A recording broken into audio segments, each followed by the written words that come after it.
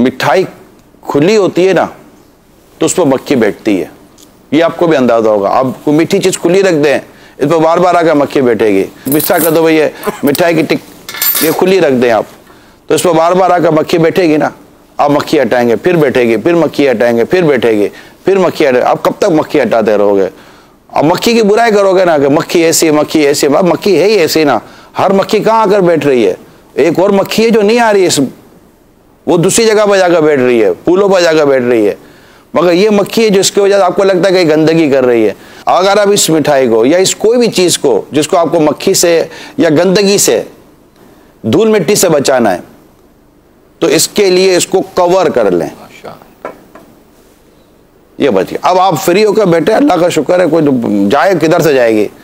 तो औरत के लिए ये पर्दा है, औरत तहफ़्फ़ुज़ में आ गए इंशाअल्लाह। अब इसके ऊपर कोई मेली नज़र मेरे रब ने चाह तो नहीं पड़ेगी।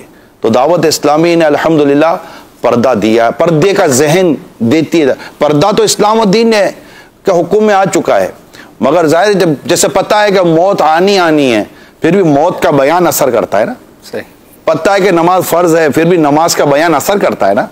इसलिए औरत को पता है कि पर्दा है ही मेरे लिए, मर्द के लिए पर्दा थोड़ी है, पर्दा है ही मेरे लिए, तो इसको पर्दे का बयान करो।